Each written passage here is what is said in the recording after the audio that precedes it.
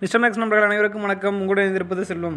இன்றைக்கி நம்ம டே 38, அதாவது உடல்நலம் சுகாதாரம் பாடத்தை பற்றி பார்க்க போகிறோம். சரிங்களா? மார்னிங் பார்த்த பாடத்தினுடைய வினாடி வினாவை பார்க்க போகிறோம். வாங்க முதல் கேள்வியை பார்க்கலாம்.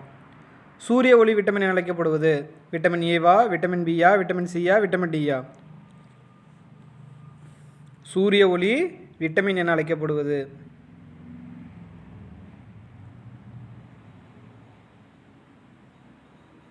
Answer option D, vitamin D. சரிங்களா? விட்டமின் டி தான் சூரிய ஒளி விட்டமின் அழைக்கப்படக்கூடியது. அடுத்தது, ஈறுகளில் இரத்த கசிவிற்கான விட்டமின் குறைபாடு. சரிங்களா? ஈரில் இரத்த கசிவு ஏற்படுறது எந்த விட்டமின் குறைபாடாக ஏற்படுது? விட்டமின் ஏவா, பியா, சியா, டியா?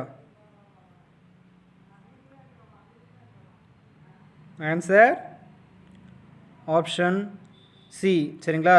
ஸ்கர்வி அப்படிங்கிற நோயின்னு சொல்லுவோம் இல்லையா, அதுதான் இரத்த கசிவிற்கான காரணம். சரிங்களா? ஸோ அப்போ ஈரல இரத்த கசிவிற்கான விட்டமின் குறைபாடு என்னது? Vitamin C. அடுத்து 3ஆம் கொஸ்டின் பாருங்கள். பாஸ்பரஸ் குறைபாட்டால் உண்டாகும் நோய். பாஸ்பரஸ் குறைபாட்டால் உண்டாகும் நோய் ரிக்கட்ஸா, அயோடின் குறைபாட்டு நோயா, அதாவது தைராய்டு. சரிங்களா? கிரிட்டினிசமா, ஆஸ்ட்ரோமலேசியாவா? பாஸ்பரஸால் எந்த நோய் குறைபாடு ஏற்படும்?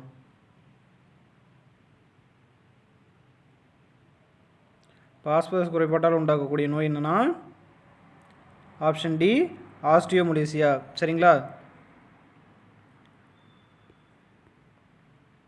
அடுத்தது, நீரின் மூலம் பரவும் பாக்டீரிய நோய் காச நோயா, டெட்டனஸா, நிமோனியாவா, காலராவா? நீரின் மூலம் பரவக்கூடிய நோய். சரிங்களா? இல்லைனா அசுத்தமான நீரில் பரவக்கூடிய நோய் கூட சொல்லலாம். Answer option D, cholera. அதுதான் என்னது? நீரின் மூலம் பரவக்கூடிய பாக்டீரியா நோய். சரிங்களா? அடுத்தது, டெங்கு காய்ச்சலுக்கு காரணமான கொசு கியூலக்ஸா, அனாபிலஸா, ஏடிஸா, ஏடிஸ் எஜிப்டியா?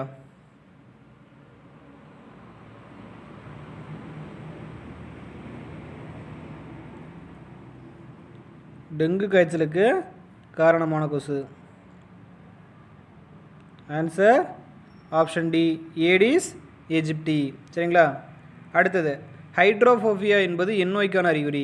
ஹைட்ரோஃபோபியா என்பது எந்நோய்க்கான அறிகுறி? சின்னம்மையா, மஞ்சள் காமாலையா, தட்டம்மையா, ரேபிஸா? ஹைட்ரோஃபோபியாங்கிறது எந்த நோய்க்கான அறிகுறி? ஹைட்ரோஃபோபியானா என்னது?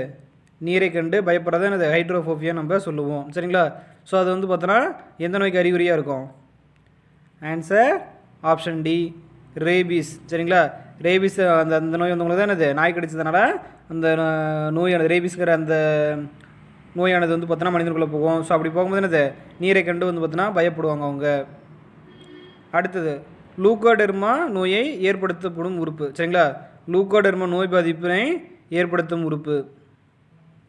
ஆக்சுவலாக கொஷின் தப்பாக இருக்குது. லூக்கோடெர்மா வந்து பார்த்தோன்னா எந்த உறுப்பினை எந்த உறுப்பை வந்து பாதிக்கும்னு சொல்லி கேட்டிருக்கணும். சரிங்களா? கண்ணா, காதா, தோலா, வாயா? எந்த உறுப்பு பாதிக்கும்?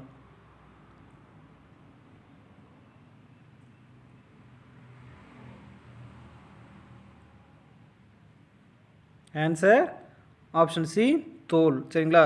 தோல் தான் சரியான நடை. தோலில் வரக்கூடியதான் இது லூக்கோடெர்மா அப்படிங்கக்கூடிய நோய். சரிங்களா? அந்த கொஷின் தப்பாக இருக்குது. சரிங்களா? நோய் பாதிப்பினை ஏற்படுத்தும் உறுப்பு கிடையாது, நோய் பாதிக்கும் உறுப்பு. சரிங்களா? லூக்கோடெர்மா நோயானது பாதிக்கக்கூடிய உறுப்பு தான் என்னது? தோல். சரிங்களா? அடுத்து 8ஆம் கொஸ்டின் பாருங்கள்.